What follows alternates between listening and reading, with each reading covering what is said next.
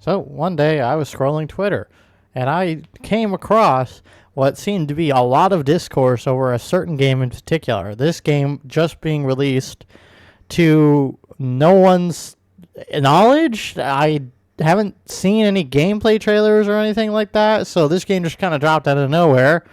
And I have seen so much negativity around this game. I had to play it for myself to understand exactly what people were talking about. And wow, I can confidently say this is probably one of the worst games I've ever played. And I've played a lot of shitty video games. I can barely call this a video game. It's more of a interactive novel than a video game. The most you're doing in terms of controlling your character is you either going in a direction that you're walking in and maybe pressing some interact buttons every couple minutes. I played this game for an hour, and in this one part of the game, there's a sequence where you are rushing down a hill in a shopping cart trying to evade the police, and there's an achievement that I got for not hitting any sections while in the shopping cart and completing the entire course without hitting anything. I didn't press any buttons. I didn't play a game there. I just let the game play itself. Like I'm just watching a movie at this point, and I think it's exactly what this is. It's just a movie with games slapped on it because they know if they release this as a movie, no one's going to see it. But if you release it as a game, it's going to get at least some sales.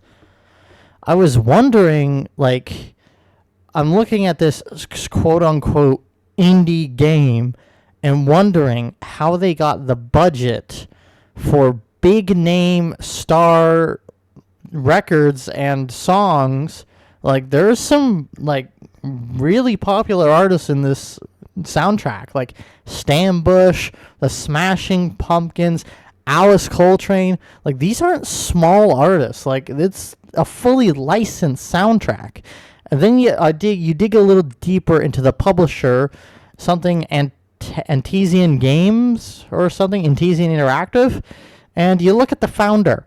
The founder of this company who published this game is Megan Ellison. Oh, no one important, just the daughter to fucking Larry Ellison.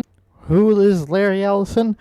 Well, he's only the co-founder of one of the largest corporations in the world, Oracle, and he's only like the third or fourth richest person in the world, according to net worth. This game, I think, has done something that people are very much noticing. There's been a lot of grifting and glazing when it comes to the term industry plant or astroturfed. But honestly, if any game deserves the title of an industry plant, it is this one. This game is trying to mask itself under the indie, quote-unquote, indie subsection, when really it's not. It's bankrolled by the daughter of one of the richest people in the fucking world, but they're using the indie as we can just skate all criticism because we're an indie game. We're small devs. No. That's not how that works. You're not an indie dev if you can afford licenses to fucking Smashing Pumpkins, Stan Bush, and Alice Coltrane. I don't know what they were thinking when they were making whatever this is.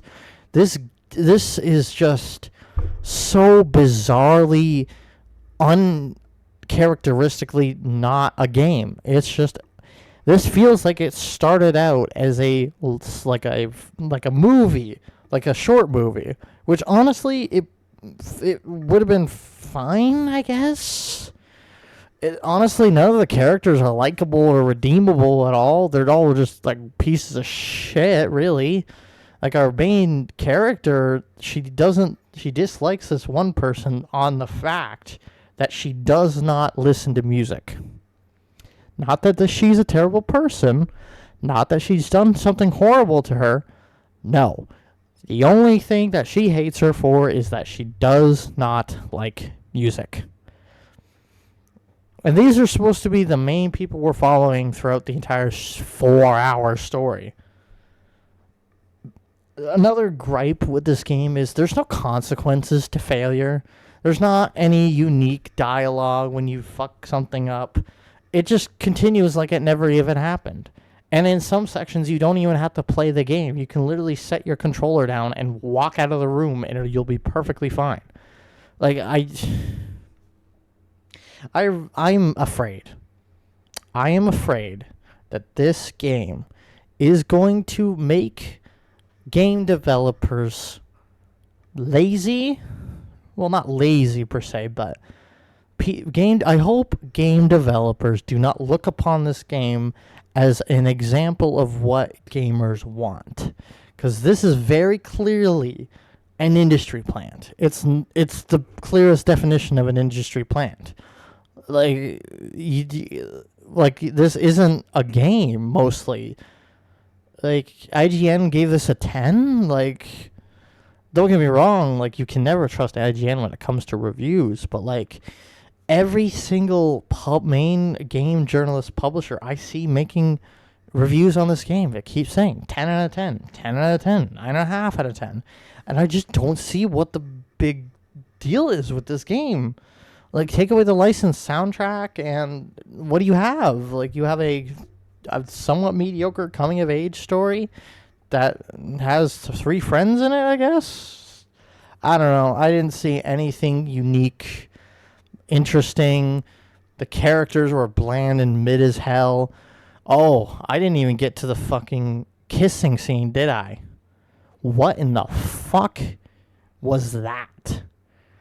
If you don't know about the kissing scene, there is I'll put it on screen for you to watch, but there is a scene in this game where you have to control 2 characters making out with tongue.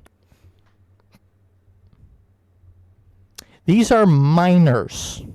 Minors. These people are obviously not adults, because they keep referencing and bringing up, oh, we got to find booze. Oh, your sister might have booze. Or maybe there's some booze here. The amount of times they say booze is honestly fucking annoying. Just say anything else other than booze. But, yeah. This game is a fucking mess. The only thing I can give this game marks for is it's not priced as anything ridiculous. It is $25 Canadian or $17 US, which I can say is, at least it's not AAA prices. That way you'd be even more fucked. But this was an absolutely atrocious game. I don't know what the fuck is going on.